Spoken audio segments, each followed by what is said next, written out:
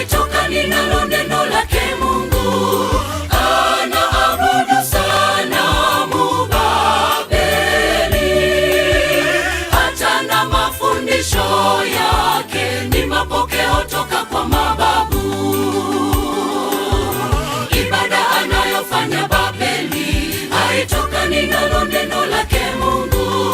Anaabudu sanamu Babeli, hata na mafundisho yake ni mapokeo toka kwa mababu.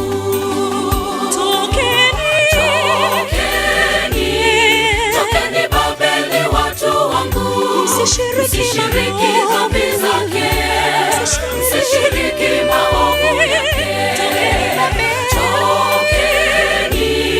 Tokeni Babeli watu wangu, msishiriki dhambi zake, msishiriki maovu yake. Tokeni Babeli watu wangu, msishiriki dhambi zake, msishiriki maovu yake.